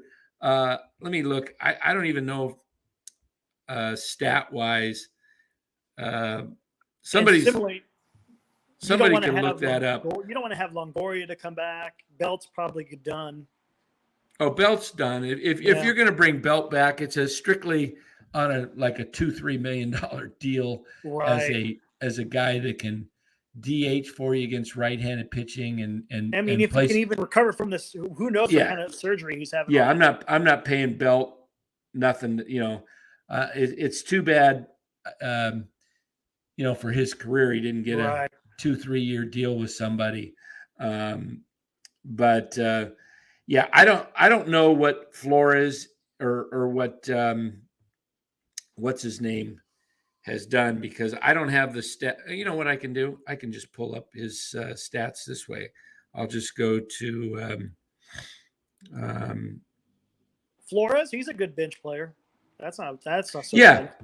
And if he's not going to come back, I think David Villar could take kind of the position of Flores as a utility infielder, play some first, play some third, and be that guy that Flores is that comes off the bench and he faces left-handers. I think he could be a guy with some power. So we're starting to see it. So Austin Slater, that's why I want to go to Baseball Reference and I'll pull up his stats for 22. I don't recall him seeing any home runs this year. He's got 5. Yeah, he's got 5 homers. Yeah. I mean, he's not hitting it for power. So I'm definitely not going to be looking to bring, and Farhan's already come out and said Yaz is part of the plan for next year. Why? Yeah, I don't need why even? Eric, what would you do to bring him? Give me 2 good reasons why you would bring Yaz back if you can. You can't. Okay, he hits for power. That's it. Yaz hits for power. You know what Yaz has this year for home runs? I think it's like 12 or 14 or something like that, right? Yeah, he hit 25 last year. Right. He's got 12 this year. He hit 25 last year. He hit 21 in 19. Yeah. I'm seeing a digression, a pretty rapid decline. Yep. Last year, Yaz batting average was 224. He's 209 this year. Right. Okay. I'm seeing his slugging percentage last year, 457. He's down to 369. His on-base percentage, 311 last year, 311 this year. I don't see that as a major league player. I'm sorry. No, it's not. I don't bring Yaz back. What the heck are you thinking, Farhan, when you say he's in your plan? That tells me this guy doesn't have a sharp eye test. He's looking at some analytic. Right. You know what the analytic he's looking at? He's looking at WAR. He's plus 1.3. Yeah. That means he's plus. You know what? Throw out that WAR. Because yes, Yaz hustles and plays a good defense. He's got a good, accurate arm out there, especially when he's out in right field and he can, get those balls down in the corner and throw a strike to second. Yaz, I have nothing against Yaz, but he's not a guy that you go forward. Yaz is age right now. He is, I believe he's 32 or 33. I'm going to look it up right here. A little bit on the older side. Okay, he's 32. He's born August 23rd, 1990. So he just turned 32 a couple weeks ago. He's going to be in his 33 season, turning 33 next year. Right. The fact that they've got Brinson and they want to bring back, he says he wants Peterson and Yaz. And and then he says he wants 5 everyday players. That's what the team. How do you get 5 everyday players and keep Yaz and Wade and bring back Peterson? And are you looking to bring back Slater? I mean, what? And then you got Brinson, and so what's your outfield going to consist of? I mean, if you're going to go out and get Brandon Nemo, which I would do, and try and get Aaron Judge and say a Benintendi, that guys that can hit every day, then what are you going to do? Because Jock can be your DH against the right-handed pitching, So if you're going to bring Jock back, but what do you? So you're not going after, and what are you going to do with Brinson? You're just going to put him in AAA and have him sit down there at AAA? How do you know what this guy can do if you never play him against right-handed pitching? Right, exactly. I mean, why wouldn't you play Brinson right now? And if he bombs against right-handed pitching, and he shows after 25 games, the next 25 games, and probably 75% of that's going to be against right-handed pitching. So that's 100 at bats if you play 25 games times 4, and 75 bats against right-handed pitching. How do you know if the guy can hit against right-handed pitching? Exactly. Right. So let's see it. Do you want to? You don't test it in 23 during the regular season. You test it now in a meaningless season. This is how you determine going forward. Where's your visionary thinking? This is what I don't understand about Farhan and Kapler. They're still platooning. It makes no sense. I'm going to pull. I don't even remember their record at this point because I don't even pay. I know it's like 62 and 69 or close. Something like that. 65 and 72. Okay. 7 games under 500. You're currently 10 games out and you have 25 games left in the season. That's 100 at bats that you can give Lewis Brinson and David VR. And you just play them. You just brought him up in September. Why are you platooning these guys? Right. Acting like they're in the race. And that's what makes no sense. You're not seeing what you have. What you're talking about is baseball 101. That's the difficult part about this. They're not understanding this game. They're not. Yeah. Jaguayo 56. Thank you, Jaguayo. Donates $2. Says, we need one great pitcher and great hitter. I agree with you that we need another pitch. Re-signing Rodon would be really good, and then getting possibly a third starter, even taking a 1-year high contract, going after DeGrom or Verlander would be great. Go pay $40 million for DeGrom for a year. If you want, if he or 2 years, if he's willing to. Sign. See what it's going to take. Probably something like that because Max Scherzer signed for 3 years, $40 million a year, or something like that. Only thing with DeGrom is his health, though. That's it. That's it. I wouldn't sign him more than 2 years for sure. Yeah. But somebody in the chat said something about Michael Conforto, Robert Rothberg. Michael Conforto, he would be good. He sat out all this year, though, so he hasn't played anything. I think he had surgery on his shoulder, if I'm not mistaken. Did he have it? Okay. I think so. Luis Gonzalez is another guy that is worth looking at. See, what I would do right now, Eric, and people out in the chat, if I'm the Giants, I got 25 games left. I want to know what I got going into 23. Okay? I'm 65 and 72. So 65, if I'm doing my math right, that's should be 137. 65 and 72. 65 plus 72 is 137, yeah. So you got 25 games left. This is what I want to see for the rest of the year. I've seen enough to know what I got in Yaz. I'm not playing him anymore. I don't need to see Yaz, Right. what he can do. If I've seen enough. It's 2 years of it. Okay, so I'm putting in left field every day, and I'm playing him every game, every inning, Luis Gonzalez. In center field, I'm putting Lewis Brinson, and I'm playing him every game, every inning. And in right field, I'm bringing up Elliot Ramos, and I'm putting him, and I'm playing him every game, every inning. I'm giving these guys 25 games. I'm giving them 100 at bats, righties, lefties. I don't care. Just play them. Just play regular baseball, and bat those guys. Bat Gonzalez 1. Put Gonzalez 2 because he can spray the ball. Put Brinson in the leadoff. Put Gonzalez 2 and Ramos 3. I want to see those guys get as many at bats as possible. 1, 2, 3, and you know what? And the only guy I'm concerned about getting playing time because I want to bring him back next year is Jock. I DH him against right-handed. Yeah, DH him. Yeah. I just DH Jock. He's not doing great in left field anyway. He's kind of, a little overweight in my opinion, a little bit, but he can rake. Let him at bat. In fact, I might even just see what Jock can do against lefties more. Just play him. And I put J.D. Davis at third base or first base, and I put David VR in there. I want to see all 5 of those guys in the lineup every day. Every day. Okay? Every day.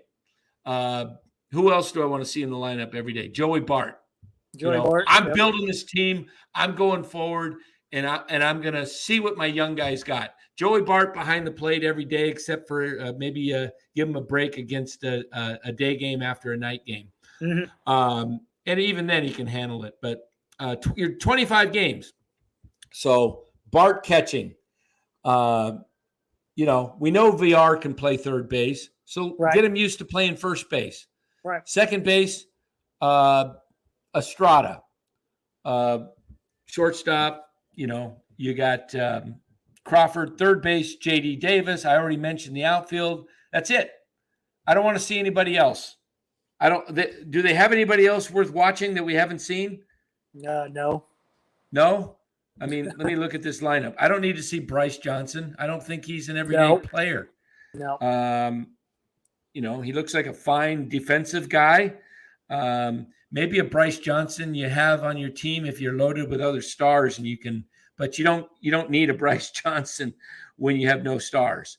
So I'm looking at this active roster. Anybody else I want to see? What about Jelly? Yeah, I want to see Jelly start. I want 5 starts out of Jelly. I want to get 5 starts out of Jelly the next 5, shut Alex Wood down for next year. Yep. Give me Jelly in the lineup. That's it. I don't need LaStella.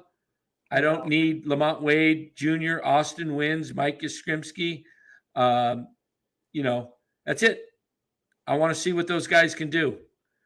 And if Crawford needs a break, give him a break, put Estrada at short. If Diaz gets healthy, bring him up. I know he's on the DL with Araya, whatever they call it, with an oblique. If he's healthy, bring him up. Let's get rid of Rogers. Bring up Dabovich and Waits. Get them in the bullpen. I want to see what those guys can do.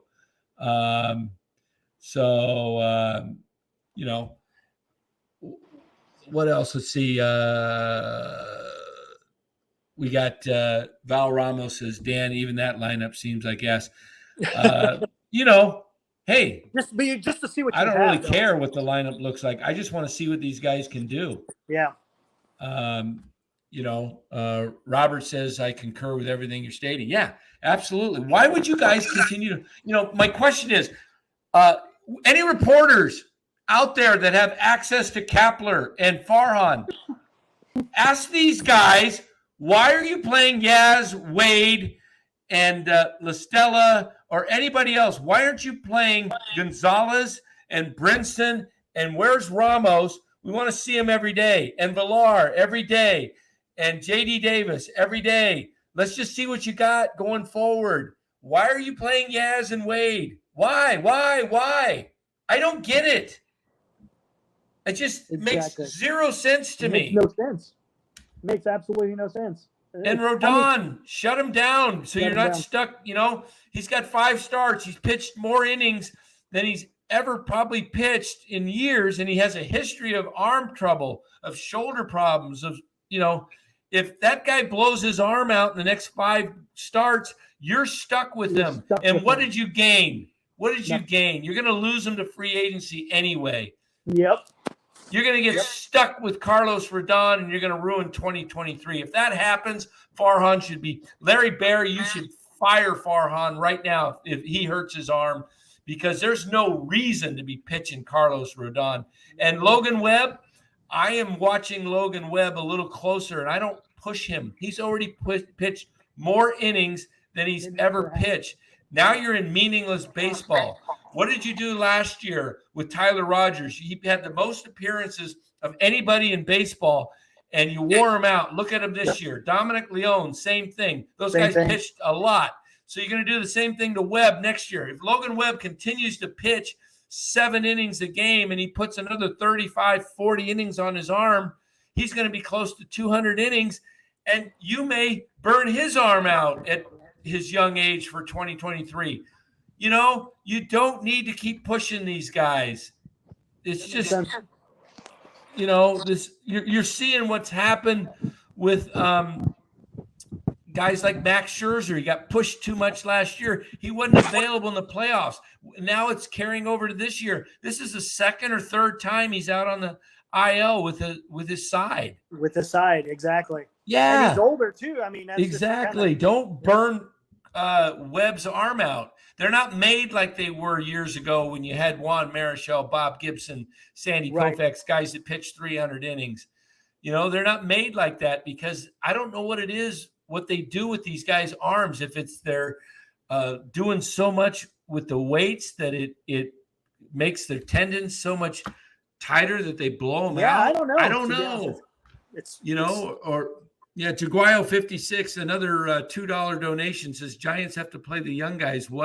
See what up? Exactly. Yep. This is what I'm preaching, and I don't know.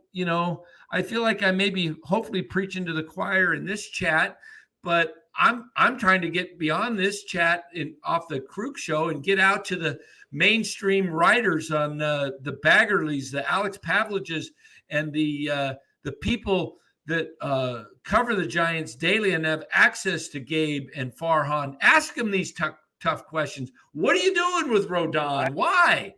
Give me one good reason you pitch Carlos Rodon the rest of this year. Just one. Because he wants to? Because you're afraid of losing him? Well, then go sign him right now. Offer him what top market is if you want him back. Do it now. Like you did Brandon Crawford last year. You did it once with Brandon Crawford. You signed him as a free agent year. You offered him a 2-year, $2 million contract, and you got him signed. Go do that right now for Carlos Rodon. Because if you can't sign him, he's going to hit free agency and he's not going to come back. Yep. So absolutely. And what makes me wonder now is because, Judge is going to, that's going to be probably impossible. But what is the secondary move? Where else do they go if they don't get Judge or Benintendi or anybody? Well, you're talking about for the outfield? Yeah. Well, you've got I haven't seen the list for the free agents for next year. I'll pull it up right now here. I had it earlier up. Okay, so the free agents by position. Okay, the outfielders for free agents coming up this offseason. Left fielders, Joey Gallo. That's a guy that's got some pop. He's only 29, strikes out a ton, but like AJ Pollock, he's too old, 35. Yeah. Michael Brantley, 36. David Peralta, 35. Andrew Benintendi, 28. Tommy Pham, 35. Jurickson Profar, 30. Not much pop, a little bit of speed. That Jake, how do you say that? Marisnik, yeah. Oh, Jake Marisnik. 32. Jorge Soler, he can opt out. So Jock, Ben Gamble, Chad Pinder, Phil Gosling. Mancini is out there, I think, too, right? He might be listed as a first baseman, though. Yeah, I think he might be. Okay, center fielders. Brandon Nemo, 30 years old. So 4.9 WAR, the highest of the center fielders. Kevin Kiermaier, 33. Adam Duvall, 34. Pilar, 30. Lorenzo Cain, too old, 37. I always mess up his name. Herrera. Odubel. That's how you say it, yeah. Billy Hamilton, 32. Now, okay, right fielders, Judge, Robbie Grossman, Will Myers, club option, but I think they'll get rid of him. Mitch Haniger, 32. I'd go after Mitch Haniger if I can't get Aaron Judge. Okay. Cole Calhoun, 35, a little too old. Blackman, 36. Tyler Naquin, not bad. Jackie Bradley Jr., no. Stephen Piscotty, 32, club option. I'm going after Aaron Judge. I'm all in, going for him. If I can't get him, I'm going to go after Mitch Haniger. I mean, possibly Will Myers if he becomes a free agent. It's a club option. They're both, Haniger and Myers are both 32. Judge, 31. I'd go after Myers or Haniger if you can't get Judge. Okay. Yeah. Let's go to the third baseman. Arenado can opt out. He's 32. I don't know if he opts out or not. I don't know. Longoria, no. Jace Peterson, we saw him tonight. Third baseman, nothing looks good. Brandon Drew, he's 30. He's the youngest. Utility guy, wouldn't be bad. I wouldn't have him starter. Could be a, utility, not every day. Shortstops, we already mentioned. There's Trey Turner, 9.5 WAR, 9.5. Correa, Anderson, or Carlos Correa can opt out. Bogarts can opt out. Okay. Yeah. Dansby Swanson's another free agent. Okay. I'm getting somebody there. I'm either going to try and get Trey Turner, number one. Can't get him. I'm going after Correa. Can't get him. I'm getting Dansby Swanson. Okay. I don't think Chicago is going to let Tim Anderson go. I think they pick it up. Bogarts, not bad. I consider Bogarts. Second baseman, Adam Frazier or Gene Segura. Frazier's 31, Segura's 33. Colton Wong, he's not bad. I think he's a lefty too. Doesn't he bat lefty? I think he's a lefty, yeah. Yeah, that would be good to have a lefty. Or is he a switch hitter, Wong? I know he bats left, but I'm not sure if he I don't know if he's a switch hitter or not. Okay, and then first baseman, your best guy probably is maybe Josh Bell. Jose Abreu, 36, got 5.6 WAR. Is he with the White Sox? Yeah, he's with the White Sox. Yeah. So not much there, but you got to do something. And then I'm not worried about catching. Maybe I go for a backup catcher, somebody like a Tucker Barnhart, 32, lefty, bats lefty. I think he'd be a good backup to Joey Bart, and he's got a good, I'm not going after Wilson Contreras. Bart's my guy. And that's it. So and then you got trades. Who knows? You got trades. I mean, Ohtani's the guy I'd go after in a trade. Shohei, but you're probably going to have to give up Luciano and but I would do it if I didn't have to give up too much. I don't think it'll take the Soto haul because Ohtani's on his final year of his contract. Right. But the fact that, if you can get Ohtani, maybe you do, now you've got an ace, another ace to pitch, and you got your DH. Yep. So, and you got your mega star. If I can't get Judge, I'm going after Ohtani. And I'm still going after Turner. I think Turner's a long shot because he wants to play on the East Coast. So money's going to need to talk. But I'll take Dansby Swanson or Correa. But they need to do a lot. But What about Japanese players? I know Rebel 4444. He's brought up a Japanese player. I can't remember. Yeah, I think there's if you can go out and get a Japanese guy and then also get Hotani, and you got two Japanese guys, that really helps those two guys really bond and help, with more communication in the dugout and the clubhouse. Yeah. Gives, I think it would be important. There's always a Japanese guy that gets posted that seems to be pretty good.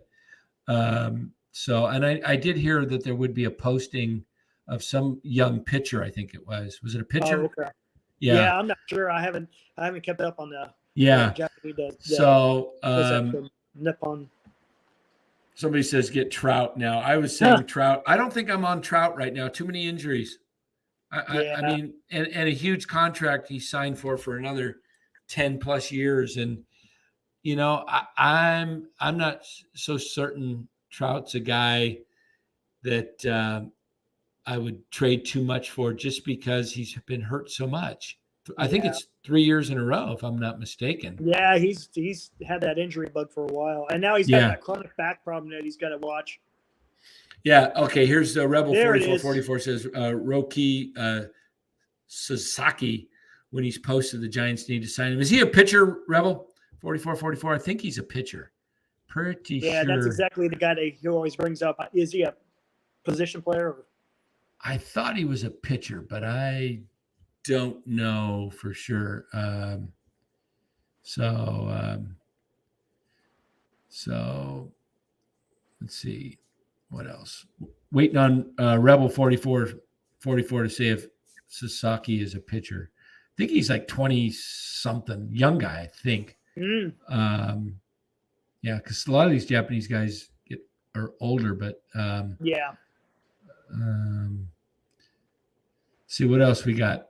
We're going to hit the sponsors here, and we're going to get ready to wrap up. We'll come back with our final thoughts, but if anybody's got some final thoughts, get them in the chat right now, and we'll bring those back. But we're going to go to the sponsors, and we'll be right back. Larry Kruger here for Telmetrics. Thanks to Casey Bateman and the good people at Telmetrics. If you're an occupational therapist, if you're an orthopedic surgeon, a chiropractor, a physical therapist of any kind, Telmetrics is designed for you to use in your practice and will greatly benefit your patients. Telmetrics uses computer vision and artificial intelligence and provides a platform for outpatient rehab therapy services, both in the clinical and the telehealth environments. So using Telmetrics can improve your patient's experience and much more. So for all your sports injury needs, or if you're a physical rehabilitation specialist of any kind, make sure you use telmetrics.co, TELMETRIX.co. And thanks to Casey Bateman and all the good people at Telmetrics for being a proud sponsor of the crew. I'd like to thank our sponsor, Dan Coach Emilio. Dan is a buddy, and he is a phenomenal retirement planning specialist. And you can contact him today at securemoney.com or at his number 925-628-9966. There's a lot of uncertainty in our world right now, and you want to make sure that your money is secure. That is the key. Danny's got 25 years of experience, born and raised right here in the Bay Area, and he can help you get an immediate 10% premium bonus on your principal retirement account. So give him a call, 925-628-9966. He'll make an appointment with you, and you can sit down. It's not a one-size-fits-all kind of a deal. He'll consult with you and come up with a strategy to get you going to where you want to be. Once again, 925-628-9966, securemoney.com on the web. And thanks to Dan Coach Emilio and all the people at Secure Money for being proud sponsors of the Krug Show. Well, I'll have that. Hey, before we go to the next ad, I would like you guys, if you're new to the channel, please hit that like and subscribe button. Subscribing costs you nothing. Hit the subscribe button and hit the notification bell, and you'll be notified when we're going live. And we got shows all over the place with the Niners coming on. Hit that like and subscribe. If you're a Niner fan, you'll get a lot of content there. So please hit that like and subscribe button. And here's a couple more ads. And thanks to Tony Casera and the good people at Casera's Italian Menswear. They are housing the Krug Show t-shirts, and they're a proud sponsor of the show as well. The Krug Show t-shirt, the Krug Show podcast t-shirt is available there at their store in Dublin. Their address is 7372 San Ramon Road in Dublin, California. And go see Tony Casera and get yourself a Krug Show t-shirt and support the show. And special thanks to our sponsor, New York. We grew up with a Sunday dinner. That means no matter how busy you were, no matter where the hell you were, you came to dinner on a Sunday night. Yeah, Sunday dinner without sausage, it's like a church without God. You know, how can you go to church if you don't believe in God? You know, and along with the sausage also became the discussions. That was discussion night. You know, it wasn't a typical family that you sit there and you're quiet, you know, and you don't talk with a mouthful. Oh no, man. Italians talk when they're eating. Italians even talk when they're sleeping. And definitely we talk with our hands. So if we can't express it through our mouth, through our lips, we express it with our hands. So, and that's what sausage is, really. It's an expression, you know, that life is good. So New York style sausage was started over 70 years ago. We are the largest producer of fresh Italian sausage on the West Coast. What makes our sausage in New York style is really the recipe came from back east, from New York, you know, from Connecticut. If you look at all of our labels, there's maximum 4 or 5 ingredients, which we're really proud of. There's no preservatives, no MSG, fresh in, fresh out. The pork comes in fresh, goes out fresh. There's never any freezing throughout the process. We've always used fine quality cuts. We're never gonna deter from that. It's one of the reasons why our sausage is so good. I guarantee you put our sausage up against anybody else's from a flavor standpoint, no one will beat it, hands down. Hey, do yourself a favor and do me a favor. Go buy a package of the New York style Italian sausage. Guaranteed you will love it, guaranteed.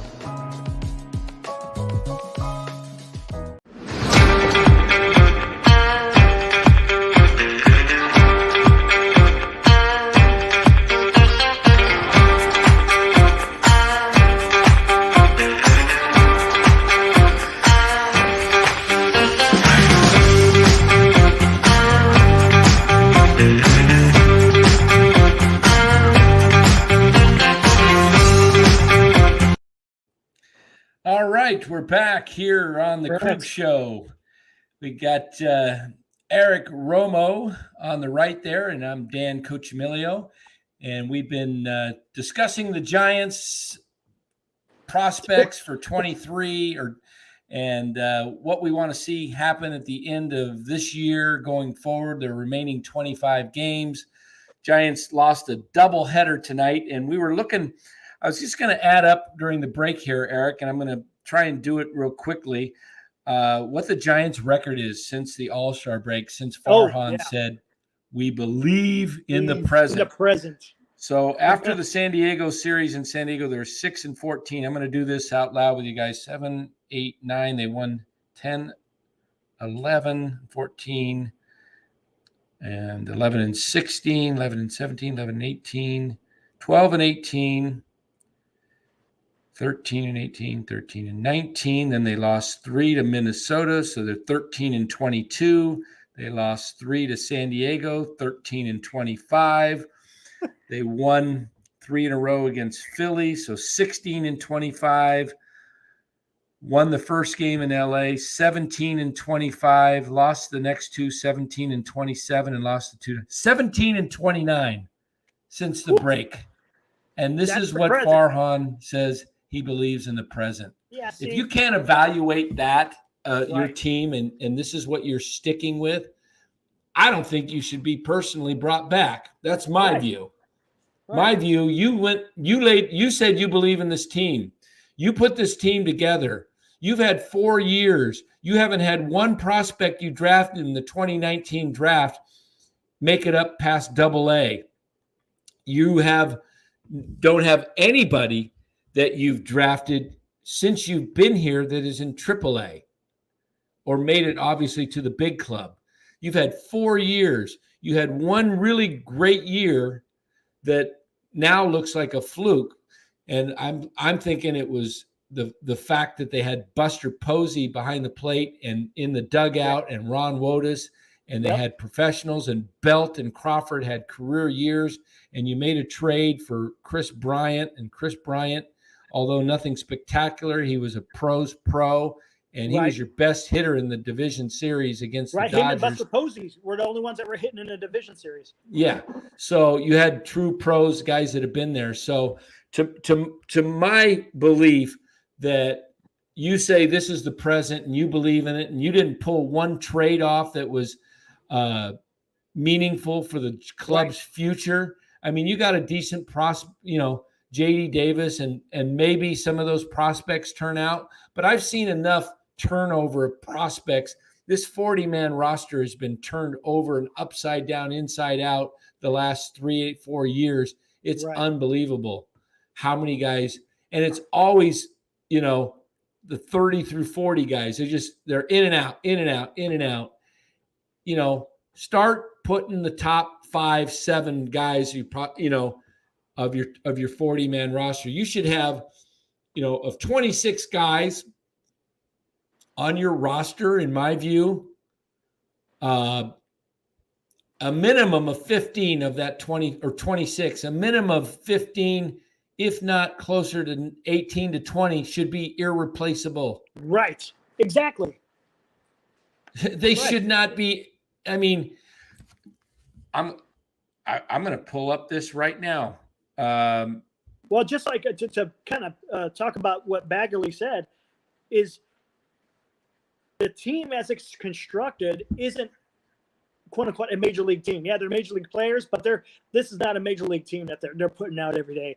And to top that off is, you would think, okay, maybe they got some young prospects. So they got a couple of coming up, but their team or the farm ranking has dropped. Right. And maybe I'm going to be closer to the 15 when I say irreplaceable. I mean, you're going to have hopefully you're going to have 6 to 7 guys in your starting lineup that you say, no, they're not, they're hands off, they're untouchable. And then hopefully you've got, 6 to 8 role players. You got your starting lineup of hopefully 6 guys, and then you got 3 guys on your pitching staff, starters, that are untouchable. So now you got 6 plus 3. Okay, so that's 9, and hopefully you've got 3 or 4, let's say 4 guys in the bullpen that's untouchable. So now you've got 6 starters, 3 or 6 position players, 3 starters, 4 bullpen. That's 13 guys. Okay. Now you should have 2 or 3 role players or bench players. You say they're guys that we want to keep because that's what they got. So you want 15, 16 guys. Now, if I go down the Dodgers roster and I look at their pitchers, I mean, for this year, Tyler Anderson, he's a guy there's 1. Their pitching's been trouble. Kershaw's 2. Dustin May, that's 3. Arias 4. But I mean, they lost Bueller. He would be 5. Gonzalez would be 6. And your catcher, Will Schmidt, that's 7. Your infielders, so Freddie Freeman would be 8. Gavin Lux, I'd kind of put him in that category, either as a starter or a great guy to have off the bench. He hits close to 300. Trey Turner. Muncy, he's not having a great year. He's a guy that he brought up his average against the Giants. Yeah, he sure did. Miguel Vargas, that's a guy I want to keep. He's got stardom written on him. The outfield, Betts, Trace Thompson. I mean, they're looking a little thinner than they were a month or 2 ago. The Dodgers, to me, with some injuries. But I'm getting back to the place where I want 13, 15 guys on my roster that are keepers. Okay. Right. Giants have about, what do we name? We named Bart and Estrada. Right. And I mean, I'm not for going to count position Crawford players? because it's his Well, last Crawford, year. yeah. I'm not even going to count him. He's in. But if I'm guys I want to keep go forward, Bart, Estrada, Davis, I guess. JD Davis, Yep. and outfield, maybe Luis Gonzalez And Peterson. and Peterson. So that's 5 guys. Pitching, Webb, 6, Duvall, 7. Yep. That's the guys that are guys and yeah, that's about it. Those are guys that, and Gonzalez is kind of maybe, so those are the guys that say. And this is why the Dodgers are going to win over 100 games and the Giants are going to barely get to 80. Right. Yeah. To what, 80? I don't think the Giants reach 75. Yeah, I know. I mean, that's what are they? 65 and 72. They got 25 games left. Let's take a look at their schedule and let's close it out for the night. Oh yeah, they got the Chicago coming up. Okay, they got Chicago for 3, then they got Atlanta for 3 and LA for 3. At Colorado for 4, at Arizona for 3, Colorado for 3 at home, Arizona for 3 at home, and San Diego. Okay, let's go through this real quick and then we're going to close. We're going to predict the Giants record right here. Okay. Chicago, 3 games. I'm going to say they win 1. Okay. Atlanta, 3 games at home. They're going to get swept. I'm going to say they win 1 against Atlanta. 3 games at home against the Dodgers. Say they win 1. So now I've got them 3 and 9. I'm going to give them 2 in Chicago. I'll give them 2 in Chicago. I don't think 4 and 9. So yeah, or 4 and 8. 2 wins. I'll just count their wins. 2 in Chicago, 1 against Atlanta, 1 against the Dodgers. That's 4 wins.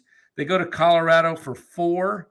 I'm going to say they get 2. I'll say they'll split. Split. All right. 6 wins. They go to Arizona for 3. I say they win 1. Yeah. 7. They come home to Colorado for 3. Let's say they win 2. They win 2 out of 3. Yeah. So they're 9. 3 against Arizona at home. I say they win 1. Yeah. So they're at 10. 10. And 3, they close out 3 in San Diego. They win 1. So they're going to win 11 games. They're going to go 76 and 86. 7. Yeah. Yep. That's realistic. And look at that. And, but the Dodgers, they're probably going to win what? They're already at that 96 now or something like that? Dodgers are at 94 and 42. 94. Yeah, they're going to win over 100. Yeah. Oh, easily. They're going to win 110. So this shows you, I mean, last year, that wasn't a fluke for the Dodgers. That's who they are. No, that's who they are. That's who they are. So, yeah. He said VR. Yeah. What about Vincent and Brinson and VR? Yeah, I'd like to see as what I said earlier about I think it was Sam. Let's see, Samuel. Come on, get in there. Hold on, I'm hitting the wrong one. Okay, I'm looking at the wrong. Gosh, where's it going? I keep hitting the wrong one. Okay, what about Brinson and VR? Samuel. I said earlier, I want to see what Brinson and VR play every game. The next 25, every inning, I want 100 at bats, and then I evaluate. I don't know where they're at. I don't know what I got. And then I give them shots in spring training. If they finish off the season really hot and they duplicate that in spring training, yeah. If they crap out and then they come to spring training, I'm going to base more of what they do in this last 25. Now, VR is a different story because he's a guy that has a lot of power, and Brinson seems to have some power too. Mm-hmm. But if you're going to have a platoon guy, get rid of Slater and replace him with Brinson. Okay. Yeah. If Brinson's going to be your platoon guy and he's going to be your guy that is your backup outfielder, have him instead of Slater or Yaz. Okay. Yeah. I don't need Slater and Yaz anymore. I've seen enough of it. So, but anyway, that's it. What we've got tomorrow, the Giants are in Chicago, and they've got a day game at 1:05 our time. So we'll be on tomorrow. It might be it might be. I don't know what Larry's schedule is and Ryan's, so it might I know just it's be. supposed to be 108 in here, so I don't know what it's going to Yeah, be like. I don't know, and I don't know what their schedule is with the 49ers. They may have some stuff going on because it's getting pretty busy. Getting close. So there's a lot of stuff they have to get together and put together material. So we'll be on tomorrow, guys. It'll probably be. It won't be long. It might be just an hour because I got to be somewhere tomorrow night at 7. So I'm expecting a post game between 4 and 4:30 tomorrow. So Romo, you free? Yeah, I'm free. Okay. If those guys aren't available, we'll come on tomorrow between 4:30, depending on how the game goes. So look for us tomorrow. And we're going to close out with some funner times when the Giants were actually had some entertainment at the ballpark. So everybody have a good night. We'll see you tomorrow afternoon after the Giants and Cubs around 4 to 4:30 tomorrow afternoon. Good night, everybody.